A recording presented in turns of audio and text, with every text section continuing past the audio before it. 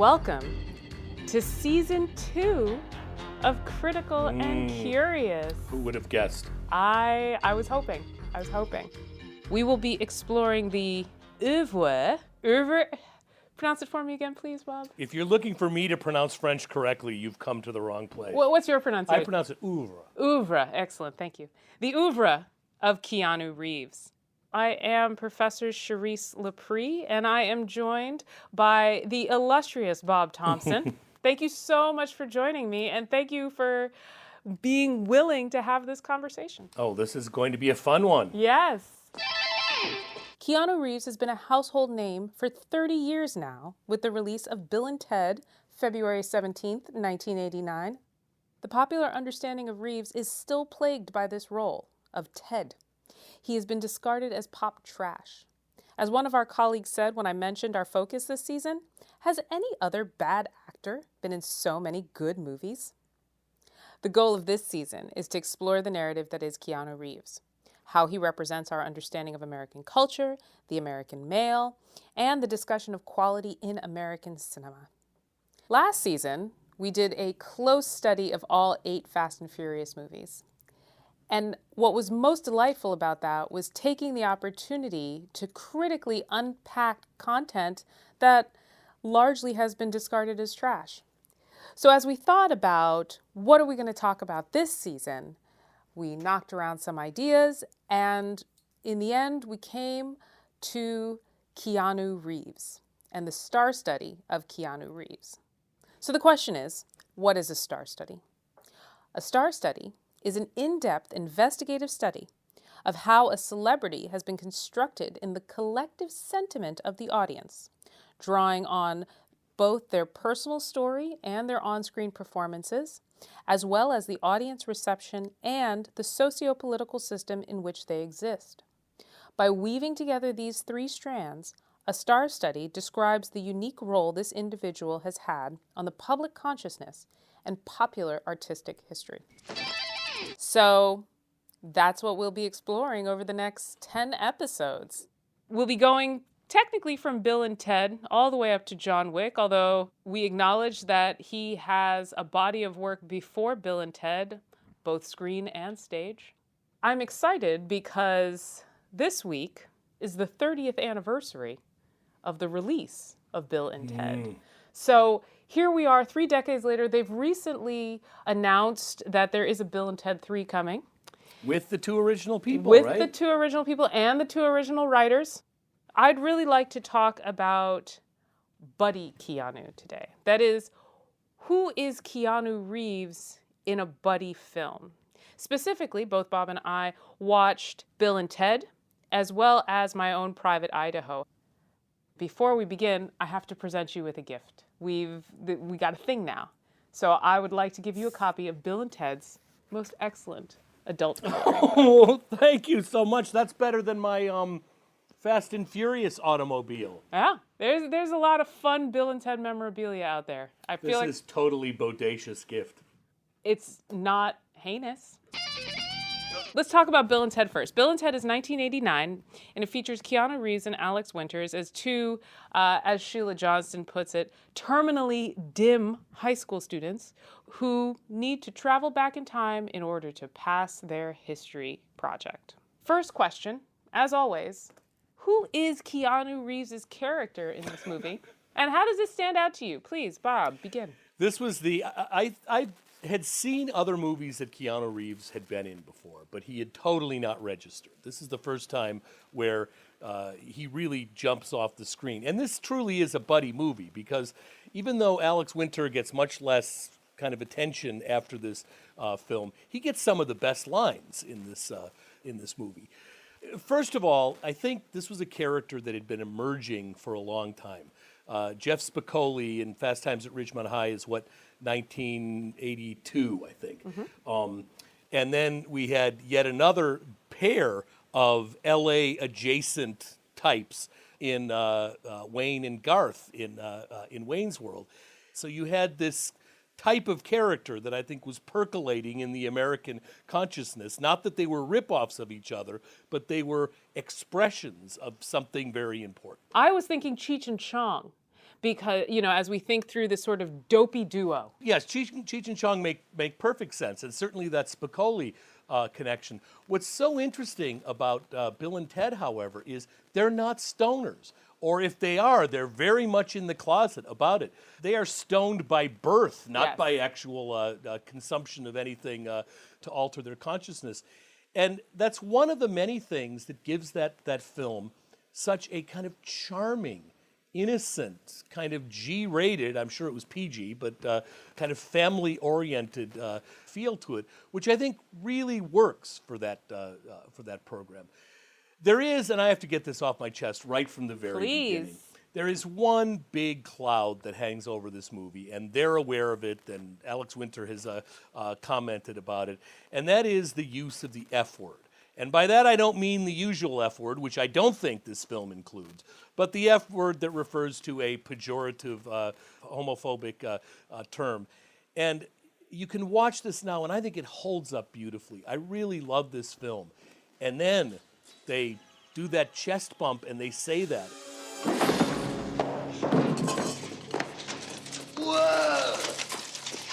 Ted, you're alive! Yeah! I fell out of my suit when I hit the floor. Bag.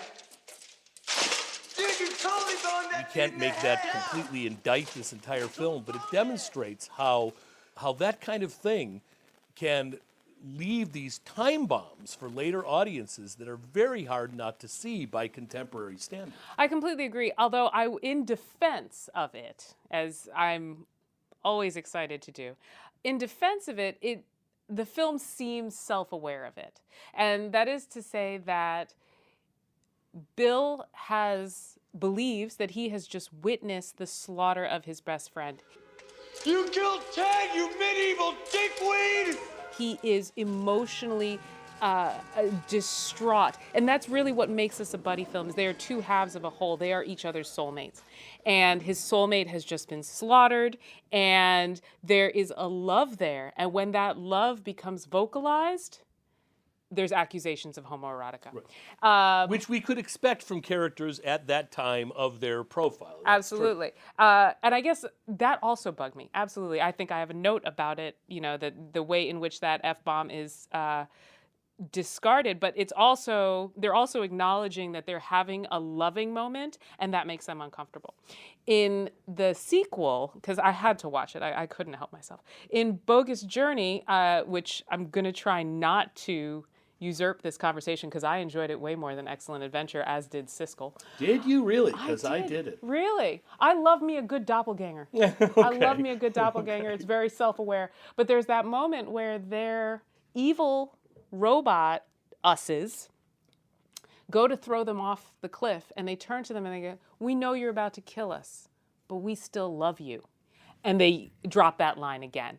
It makes me wonder how they're going. It's become like, this recurring theme. It makes me wonder if or how they'll address it in the third one, given it's been 30 years and we are in a different cultural discourse around sexual epithets, which I clearly feel uncomfortable shouting at full volume as they did in the movie. Well, most of their lines are shouted in full volume.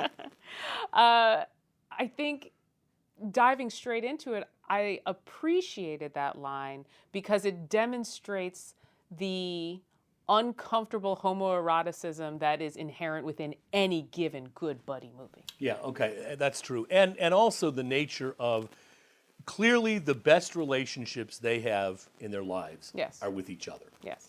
I mean, one has got, his father is married to the woman who was his classmate as a senior when he was a freshman. Yep. Who later in Bogus Journey will marry the other one's Yep. father, who is this over-assertive cop figure. Whatever. So they don't seem to have, until they meet the princesses, the babes, they don't seem to be in any other kinds of relationships. Those two they are brothers, they are lovers, they are Soulmates. Soulmates, parents to each other, they're everything they've got. And then on top of that, they're within the wider family of the wild stallions. Yes. So there is that sense that we've got the nuclear family has been usurped by this kind of popular cultural family. In this case, their band, which is essentially the two of them and whoever else, and that their competence doesn't matter. Love is all that counts. It isn't until we get to Bogus Journey that they actually figure out that maybe we got to learn to play, and of course that has all kinds of exciting results. The reason I'm so enamored with that sexual epithet is because he then turns around and shoots this film with Gus Van Sant where he plays the object of men's affections, right? Be it the Falstaff character Bob Pigeon, be it River Phoenix's character Mike, like they're both in love with him. And instead of discarding that love, he plays on it, deploys it, and then eventually, when he needs to, discards it. But he engages with it. He's not afraid of that word. In fact, that word isn't even mentioned anywhere in My Own Private Idaho, which, again, for many looking in from the outside, those two films are wildly different, but I see them as one and the same. He is buddies with Mike. They are two halves of a whole, even though Scott, Keanu Reeves' character, comes from wealth. Mike's character comes from not wealth. That together they are stronger. They're not necessarily soulmates, but you see that same pain in Mike's face when Scott goes off with Carmela, the eventual Italian wife. I would argue, and I think everything you've said is true, but I think there's a sense that the relationship between Bill and Ted, for all of its goofy surfer dude kind of thing, is a much more healthy and much more sincere relationship. Because as you pointed out, Scott, Keanu Reeves' character in My Own Private Idaho, is the object of men's desires. I only have sex with a guy for money. Yeah, I know. And two guys can't love each other. Yeah. Well, I don't know. I mean, for me, I could love someone even if I, wasn't paid for it. I love you and you don't pay me. He's a commodity, and he has figured out how to put this as part of his business model. At the end, Scott also rejects his friend, and does it in that fiercely harsh kind of way that we see in Shakespeare as well, that heartbreaking, Epic. Epic sort of way. It's me, Bob. I don't know you, old man. Please leave me alone. When I was young and you were my street tutor, an instigator for my bad behavior, I was planning a change. There was a time when I had the need to learn from you, my former and psychedelic teacher. And although I love you more dearly than my dead father, I have to turn away. Now that I have, and until I change back, don't come near me. I don't think Ted would ever have done that to Bill. I think those two will go to the grave. They did go to the grave together, for heaven's sakes. So in an odd sort of way, for all of the serious look at these relationships that My Own Private Idaho got, much more an awards-worthy kind of show, the relationship between two men, I think, is a much more sincere one in Bill and Ted. On the other hand, there is no equivalent in Bill and Ted of those pietà scenes where Scott literally is carrying his friend who's unconscious and in some ways dead in these constant deaths that he keeps dying. There is a profundity to that relationship. But in the end, what does Scott do? He goes from poor to rich. He goes from a street guy to self-respectability. And in essence, he goes from a gay lifestyle to a heterosexual lifestyle. And in doing so, completely severs himself from his Bill, which Ted, I think, would never have done. I completely agree. And I think, especially as we see Bill and Ted's narrative continue into Bogus Journey and eventually 30 years down the line I believe the working title is Bill and Ted Face the Music, they're together. They are inseparable. I completely agree. I think Bill and Ted are a much healthier relationship for all of its over-the-top stupidity. This character was emerging in the public zeitgeist. But, and then of course I'm thinking, because I love, love Dude, Where's My Car? I love it. I can watch that movie every time it's on. I'm with you on that. And, it had been 30 years since I'd seen Bill and Ted. There's repeated scenes in Bill and Ted versus Dude, Where's My Car? Some of the other examples, Dumb and Dumber, right? There's this whole body of work of this dopey duo that, for me, Bill and Ted, although Spicoli, although Wayne's World were there before, Bill and Ted is still the ultimate exemplar of the dopey duo. And also the exemplar of this great American story that, with good intentions, you can stumble your way in to saving the world, to being the great. I mean, how does Spicoli end up at the end of that movie? Completely accidentally, the convenience store that's getting robbed. He's completely out of it. He comes back out to. So wait, how do you get to the restroom? Is it the first left or whatever? And he thwarts the robbery. Bill and Ted, through their kind of good old American innocence, end up in the end completely changing global life. They whole the better. religion comes against them into this truly, not theoretically, but truly Christian notion of loving one another. Be excellent to each other. Party on, dudes. And there's a 2 commandments in their testament. I think that is typical of, even if you go back to these Capra films and everything, this idea that smarty pants, egghead, intellectuals, powerful people, in the end are always to be suspected. It's kind of these regular folk. And Bill and Ted, of course, are extremely regular. Right. But those are the ones we trust. Those are the ones that are truly American and that can truly embody who we are, which I suppose goes back that who came over here, those that came on their own volition, were people who weren't making it in that fancy, civilized museum, cathedral world of Europe. And I think you can very much put Bill and Ted as the offspring of William Bradford and Miles Standish and all of those kinds of characters.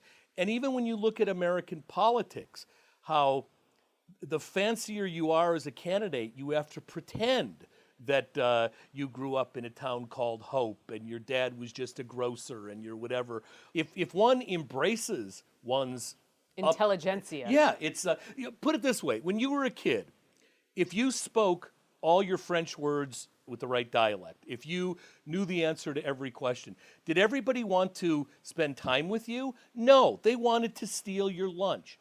And Bill and Ted has none of that kind of fancy stuff. And I appreciate you talking about how it is sort of a quintessential American narrative, because one of the things that stuck with me after watching My Own Private Idaho especially is that last scene. Like, if you are questioning how My Own Private Idaho is an inherently American narrative, Gus Van Sant closes with America the Beautiful. And it's in slack key guitar, if I'm not mistaken. The narrative itself features, the mashup that is America, the struggling working class, sometimes you got to turn tricks to survive, right alongside old money, entrenched wealth, that's slacking it. What are they called? Trustafarians nowadays, right? What would a gay sex worker Trustafarian look like? It would look like Keanu Reeves in that movie.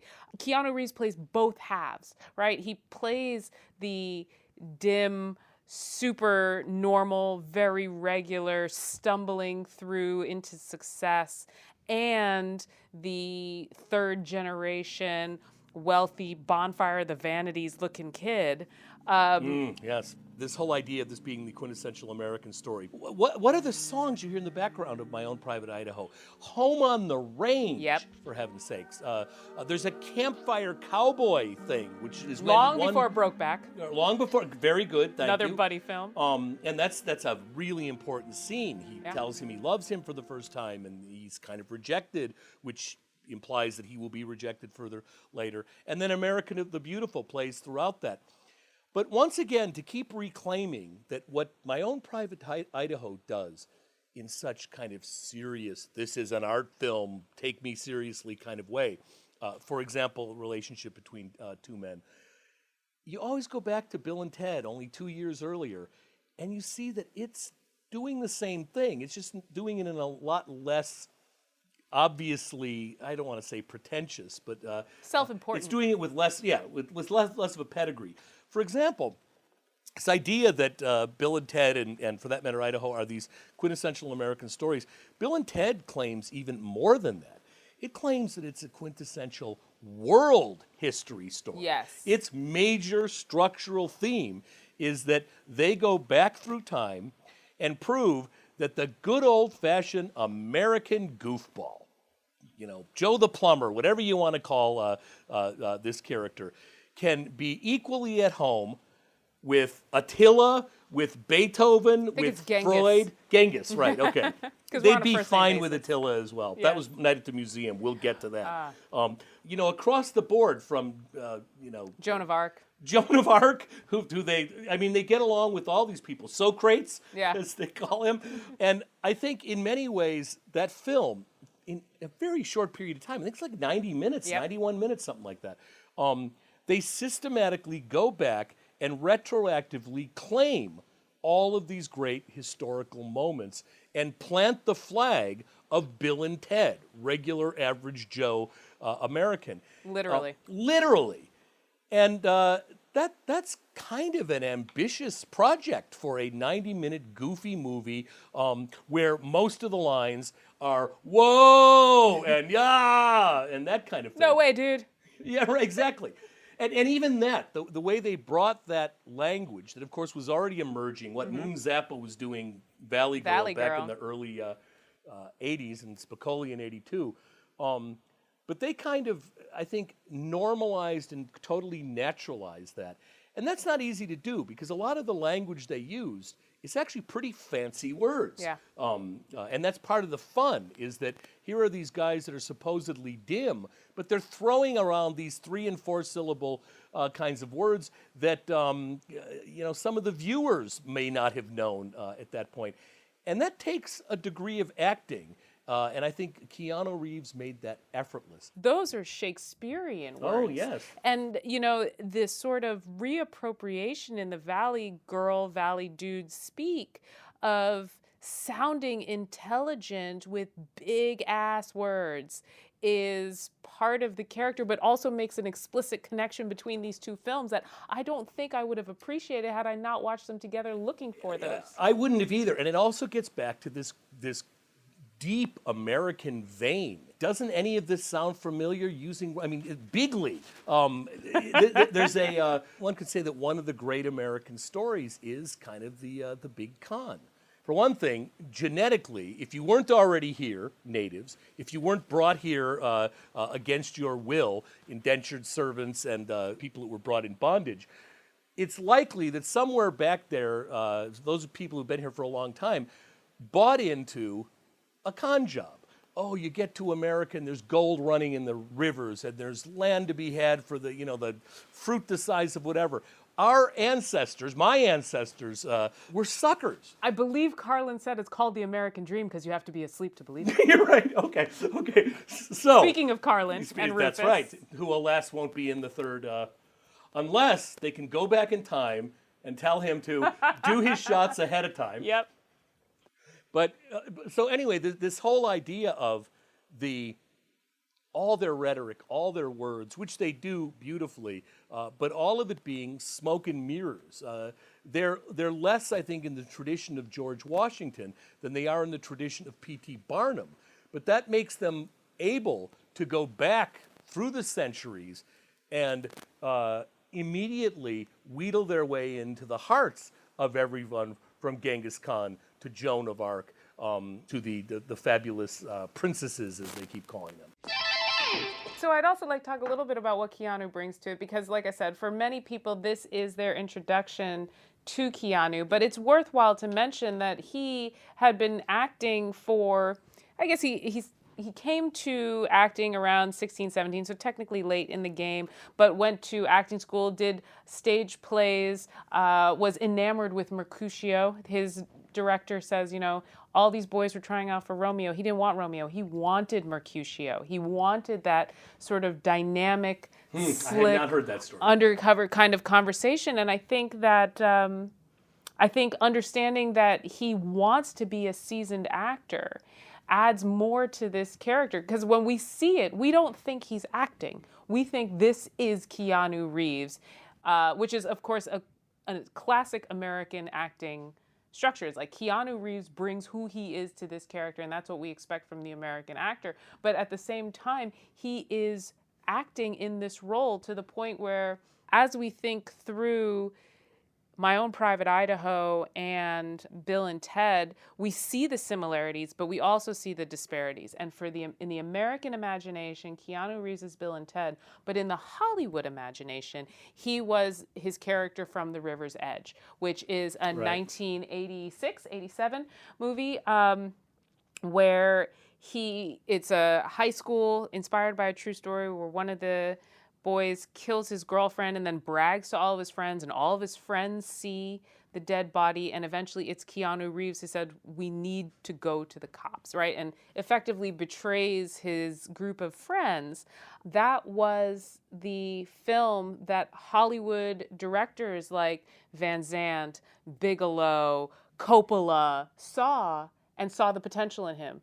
Bill and Ted was just kind of this offshoot that made him look like a fun character to work with, but it was The River's Edge that demonstrated his capacity to act. Right. Okay. So much complicated stuff. So much. There. First of all, the Mercutio story I had not heard yet. That's very interesting. River Phoenix and Keanu were having they were being interviewed for Interview Magazine back in '91, shortly after My Own Private Idaho came out. And the two of them briefly said that someday they wanted to do a production of Romeo and Juliet. And River Phoenix said, and I'm going to be Juliet. And can you imagine what a great production that would have? I would have loved to have seen that. Then, as far as this other casting is concerned, you're right. He had done things before Bill and Ted, even though Bill and Ted really put him into the American consciousness, and he had done more serious stuff. And it is kind of mystifying to me that all of these, you're right, directors were seeing him, and then he got cast in this, what on the surface is a very goofy film. And I think the way it was made was as a goofy film. I think we're helping to raise its pedigree because a lot was going on there that transcended its goofiness. But I also think it was a very dangerous role for Keanu Reeves to take. Good, because it made him into a big star that he had not been before. Dangerous, though, in that that's one of those kind of roles that can make it very difficult to ever escape from. Look what happened to Henry Winkler in Fonzie. He didn't win his Emmy until this past year. It took him decades to get away from that. And the fact that he did Bill and Ted in '89 and My Own Private Idaho in '91 showed how quickly he was able to not only escape the gravitational pull of that Ted character, but to then casually, and this is what I love, kind of the almost flippant nature of Keanu Reeves. The same year I do My Own Private Idaho, I'll do the sequel of Bill and Ted. And those both came out in 1991. A real testament to a degree of range. You're right, he doesn't seem like he's acting in Bill and Ted.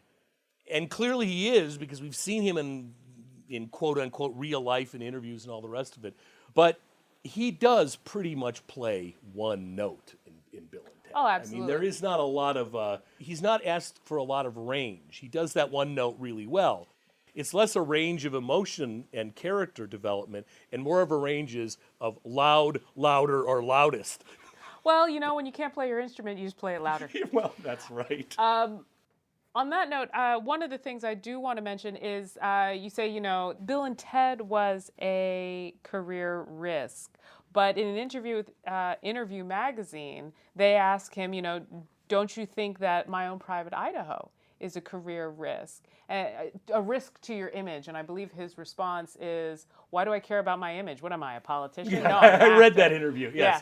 that's the same one where the Romeo and Juliet Yes. story was told. I want to talk about what your favorite Keanu moments are in these movies and kind of how they fit together in this popular understanding of him. And I'll start with my favorite Bill and Ted moment, if you don't mind.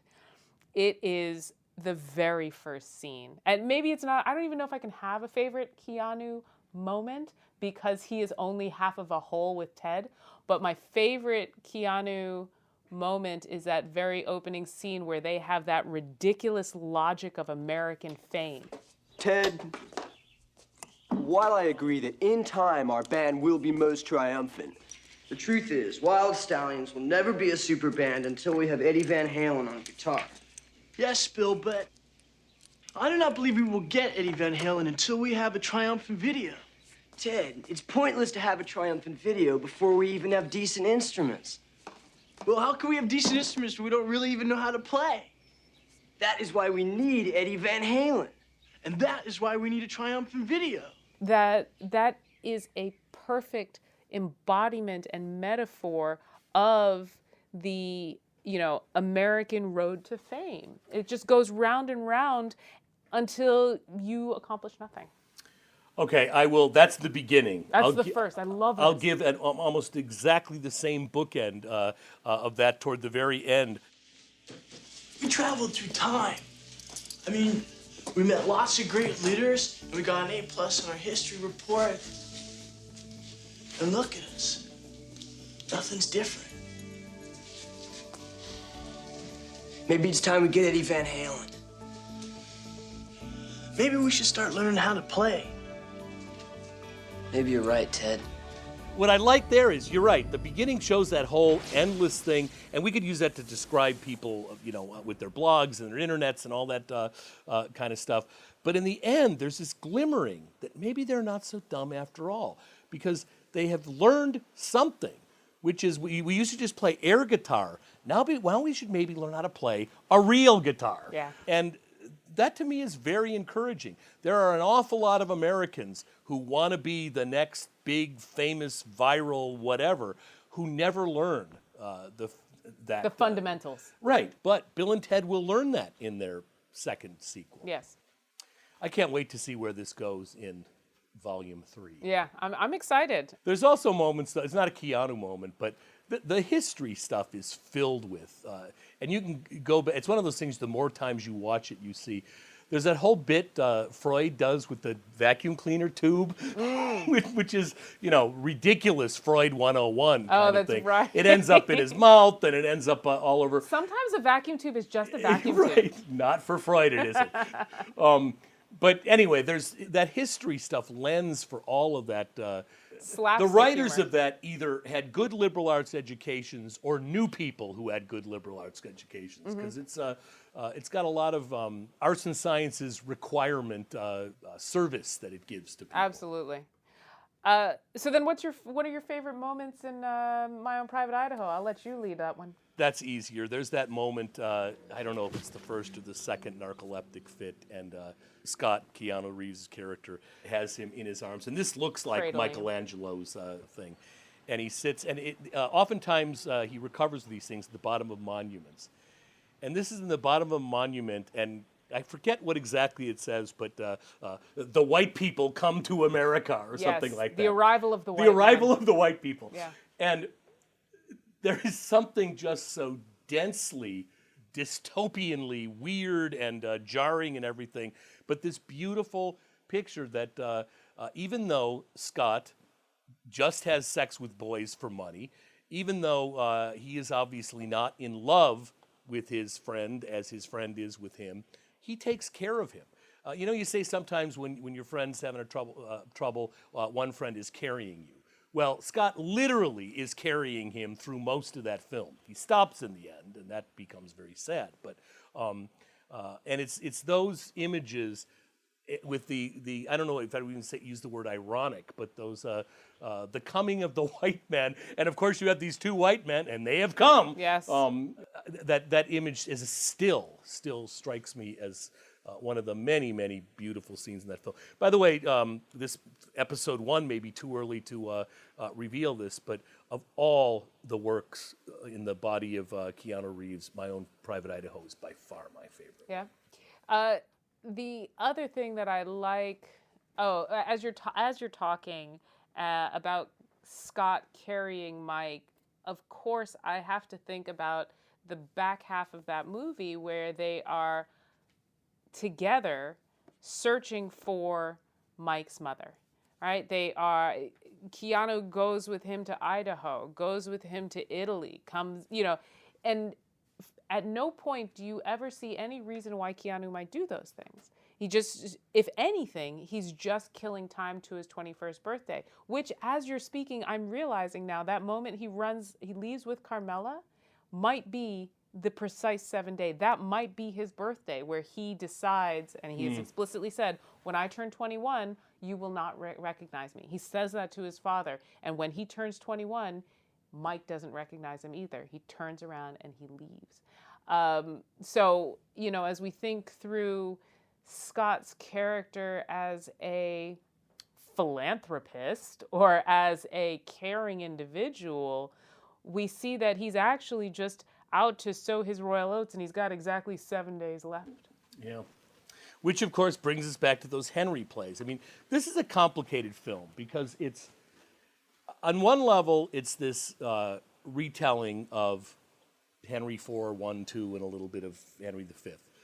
Sometimes in verbatim, they have direct bits of dialogue from Shakespeare. And I think they managed to very well go from street language, and Keanu himself will sometimes be totally in the vernacular, and then he'll go into Shakespeare. But My Own Private Idaho is the Henry IV plays by way of Orson Welles' Chimes at Midnight, who also took those 3 plays and kind of elided them all into one story. So you've got that complication. It's also a road movie. This thing plays off the Hope and Crosby things, which had a very strong, I think, homoerotic kind of feel to them, if you were at all cared to see him. Easy Rider from '69, Van Sant would have known all these films intimately. Something Wild in '86, Planes, Trains, and Automobiles, for that matter, which has the whole bedroom scenes and all the rest of it.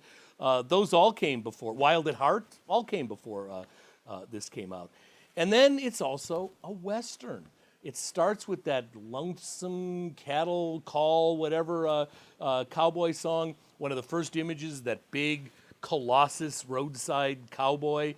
The road looks like a fucked up face. Yeah, right. And it's in the middle of, you could expect the cattle drive to go over that thing. And then, of course, the famous campfire thing, which has, if you listen in the soundtrack, there are coyotes. It sounds like something out of a John Ford Western. So Western, road movie, Shakespeare by way of Orson Welles. For all reasons, this film should have been one big fat mess, because it is, and to some extent it is. You've got the one story of their friendship, and then this thing of him finding his mother, which is, I think it all holds together, but that never really goes anywhere. That's kind of a dead end. And I guess we need something for him to keep himself on the road. And we've got the flashbacks which make his narcolepsy get activated and triggered. But that mother thing, that movie never truly commits to that part of that story. Yeah. And by the end, it's a very sad ending, and it's a very old sad ending. Right. And I guess as we were talking about the representation of parents and the buddying, like the meta buddy, right? Couple things. One, so Keanu Reeves has kind of a tortured relationship with his own father. Last time he saw him, he was 13 years old. And then, of course, he bubbles up around Bill and Ted and Point Break. So in both of these films, Keanu Reeves is also has a struggling father figure. And the buddy has a struggling mother figure, right? Bill's mom, call me mom, not Missy.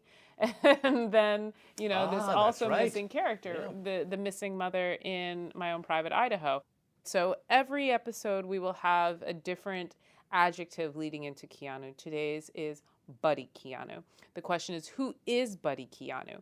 And the reason I bring this up is clearly Buddy Keanu fulfills holes in the other characters. So Bill doesn't have a mom. We don't know where Bill and Ted's mom is. They're both their other opposite parents, whatever the situation might be. Same thing with My Own Private Idaho. We'll talk about Point Break next week, but as I was watching these, Point Break just screams also a buddy film where the hero and the villain become mirrored copies of each other. At the same time, one of my favorite ones, which is not on our list, is because I kind of let the ensemble cast go, and he's done a lot of ensemble work. Maybe we have Ensemble Keanu, is from I Love You to Death, which I watched on repeat in my Tracy Ullman phase in the early 90s, where he and William Hurt are these two bumbling assassins. And, in each of these films, you've got the tall, dark, somewhat ethnically ambiguous Keanu paired with a stockier, blonder, curly-haired, Over and over and over and over and over again. So, who is Buddy Keanu? Buddy Keanu is, for me, the supplement to his buddy that is effectively parent, friend, soulmate, dim-witted companion. Oh, so much you said there. First of all, I am so delighted to hear that you two went through a Tracy Ullman Of stage. course. Because I went through that as well. It was rough, Ah, but I got through it. Also, don't call me Missy, call me Mom. Again, this is a goofy little film, but that's a perfect. It's not Missy. Missy, we think of the unmarried, the maiden, the miss. Right. And he wants to call her Missy, and she says, no, I want to be Mom. So all that stuff is going on. I think what you pointed out is true, really, of any good buddy movie. Yes. And it's certainly true of the buddy movies that Keanu has been in as well. That for a buddy movie to really work, buddies doesn't mean friend movie, doesn't mean people you see on the weekend movies. Buddy movies is, all of them are a kind of at least symbolic marriage. yes. Your 48 hours, name them all. You're Buddy Fast movies- and Furious. Fast and Furious, oh, baby, yes. Hope and Crosby, whatever. There's a sense that to be real buddies in a buddy movie means that I think this is your most important relationship, which means I think it's going to be common and expected that whenever we see one of those buddy movies, the other relationships we traditionally think of as supplying most of the sustenance for our day and our soul and our love and the rest of it, be that parents, spouses, partners, whatever, has somehow gone awry. If you had no problems with your mother and father, if you had a stable relationship with your partner, if you were getting along with your kids, you'd never be in a buddy movie because you'd be off at Disney World with them. The reason you've got the time to commit to the emotional development of a good buddy film is that all that other stuff has betrayed you. And then you've got Keanu Reeves, and I guess we've kind of talking around this, but you started this conversation by saying, what does Keanu Reeves bring to this? And I think he's a fine actor. I think he can do a wide range of things, but I don't want to underestimate that he brings his face, his physical presence. He has got a look that is, I think, it's kind of ethnically ambiguous. He's extraordinarily pretty.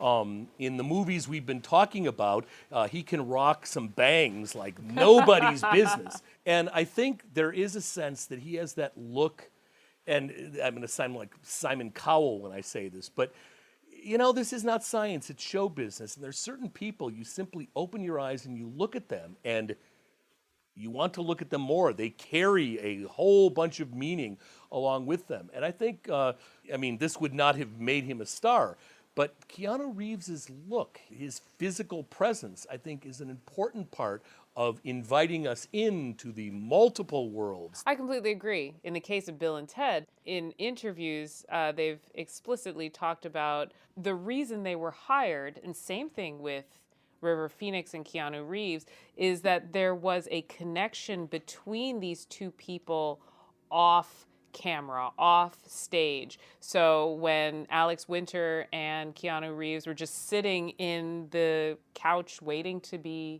read, they're sitting there talking about motorcycles and all this other stuff. They were clearly friends. They bring that friendship onto screen.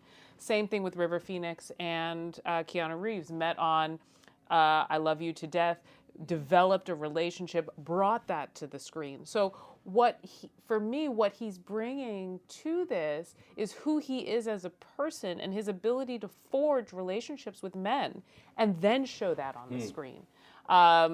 Both his face, his physicality, there are things that necessarily he can't control. He might not be bringing acting chops, as is usually the popular discussion, that he doesn't have the acting chops. We clearly see that that's not the case.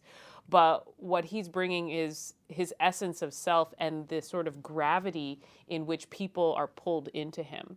On that note, on the physicality of him, one of the other things that I never knew was, but you see it, and Van Zandt makes a point for you to see it, the scar down his stomach that comes from a motorcycle accident, right? For the most part, it has been a point of difficulty for actors and staging directors to either cover it up or what have you. Van Zandt has this beautiful topless shot of him from above. I remember it and perfectly. The scar is the center of the frame.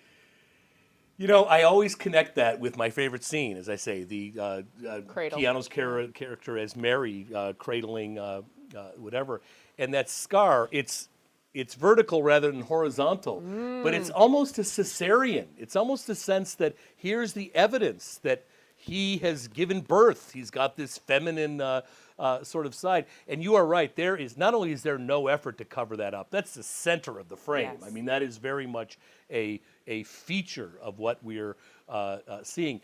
And I found that very, very moving when I saw it for the first time. I had, by the way, not heard about the motorcycle crash or any of that stuff. Although, on that note, I'm thinking about it now because my favorite Keanu moment in My Own Private Idaho, and I don't know if it's my favorite, but, you know, as a media scholar, I love that moment where they're all on magazines and talking with each other on the magazine racks. We forgot about that. You're right. This is the first time I'd seen it in 30 years. It was my best friend's favorite film when we were like 11. So I'd watched it multiple times, but I had forgotten about it. You were allowed to watch that movie when you were 11? We were only children of single moms. We spent a lot of time together with no supervision. Anywho,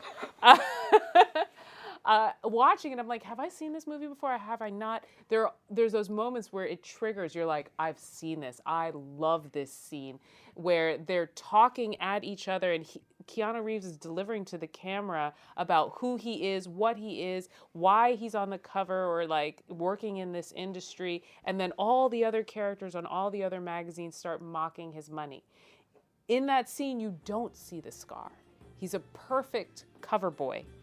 But then when you see him in real life, you do see the scar. I never thought I could make it as a real model. You know, fashion-oriented modeling. Because I'm better at full body poses. It's all right so long as the photographer doesn't, come on to you and expect something for nothing. I'm trying to make a living. I like to have a professional attitude. Of course, if the guy can pay me, then hell yeah, here I am for him. I'll sell my ass. Do it on the street occasionally for cash. Or I'll be on the cover of a book.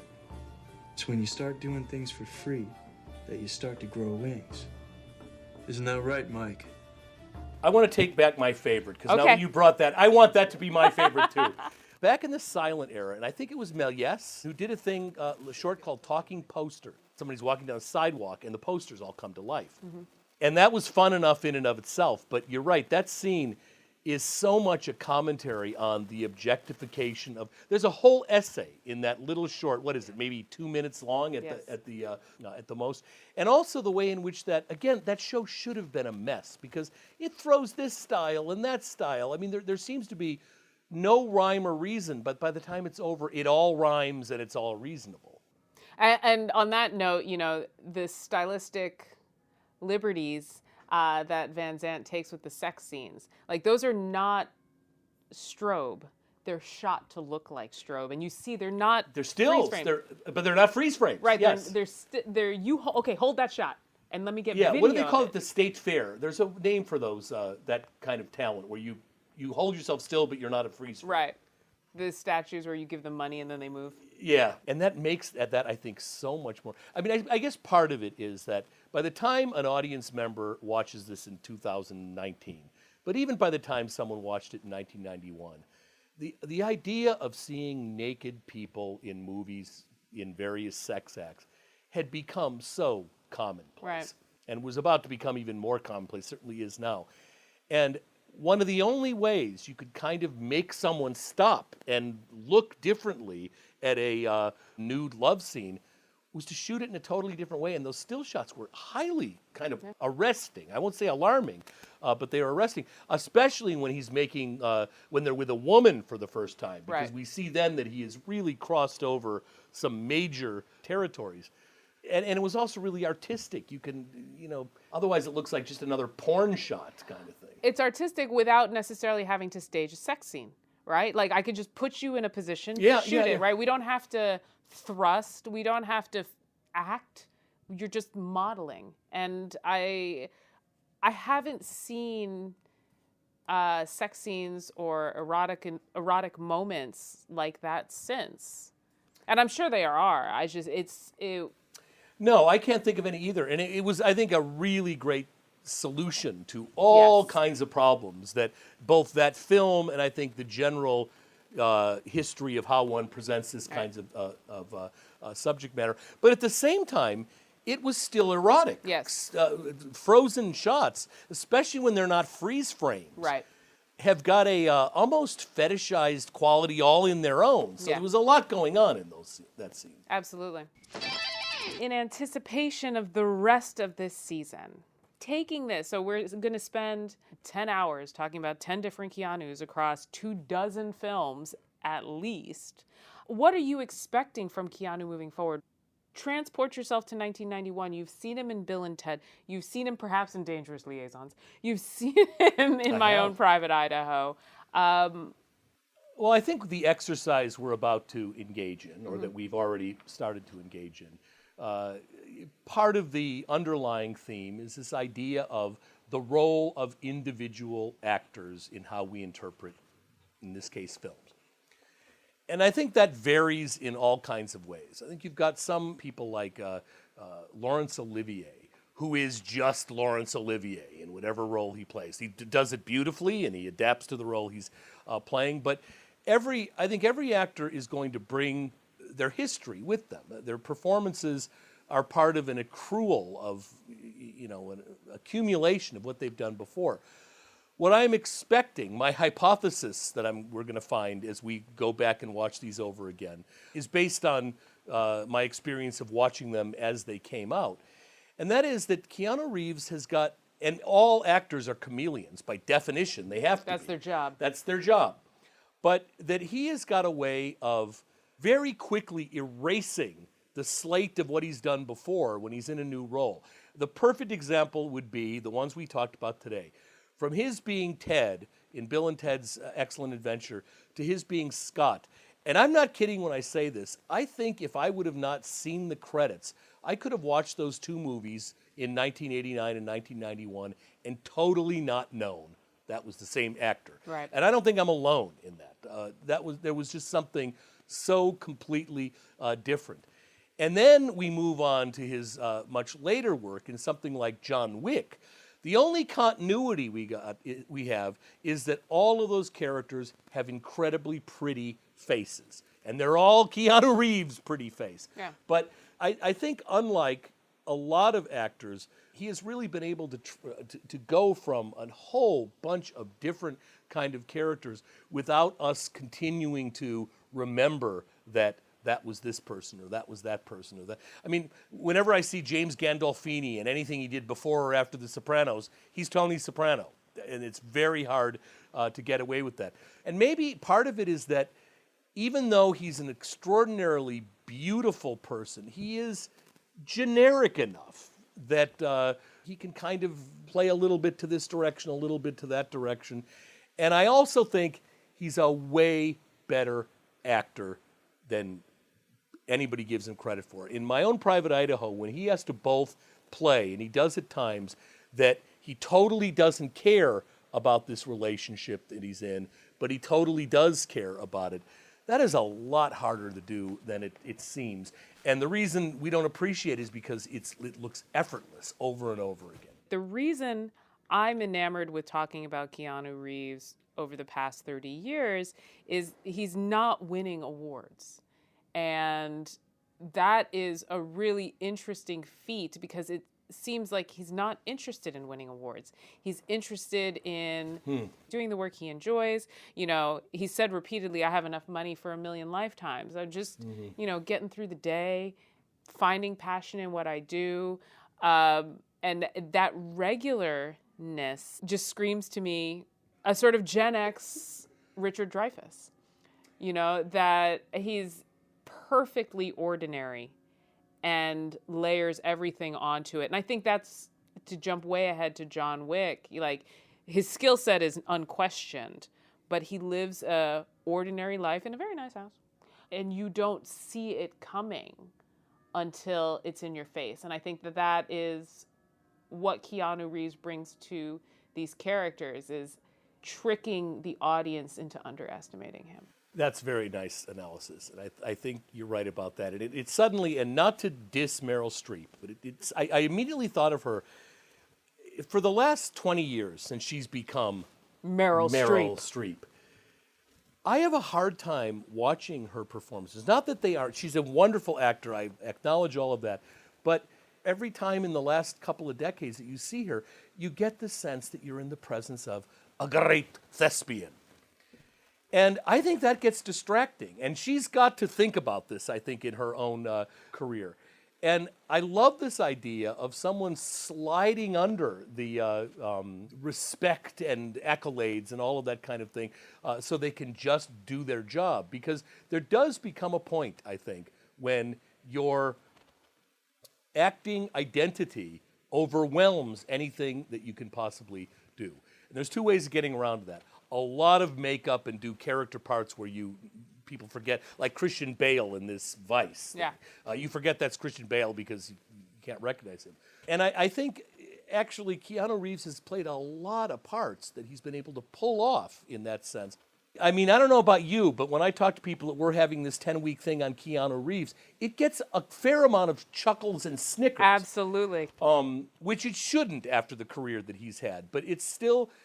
Keanu Reeves is still something of a punchline for some people. And we'll get into the complexity of all of that. I think that's a great theme for our second season. I thoroughly enjoy engaging with you around content that other people have thrown away. Even when they've engaged, the man's been in the business for almost 40 years now. He pulls massive paychecks. You know his name, right? Like, but still somehow people gleefully underestimate him and take joy in it the same way they do it with Fast and Furious. Oh, what are we up to, like 20 now? No, it's 8, okay? It's 8. You know, so I'm excited for Keanu Reeves and Alex Winter for Bill and Ted 3 because for me, it seems that they are very much aware that as characters, as individuals, as actors, they've been written off and they're okay with it. And that's the movie that did it. It goes back to, I think that the Keanu Reeves as Punchline goes back to 1989. That Ted character was so overwhelmingly powerful that anybody who's ever seen that film still can't get that out of their mind, and they can't reconcile that with an Oscar nomination. And I think you are absolutely right. They're whatever. Whatever, dude. So on that note, thank you for joining me. Before we close, I want to introduce, thank, and shout out our newest addition to the Critical and Curious family, Lizzie Goldsmith, our producer for this season. Going to be another fun season. It's going to be a great season. I'm really looking forward to episode 2 in 2 weeks. And As always, I leave you. Be excellent to each other. Party on.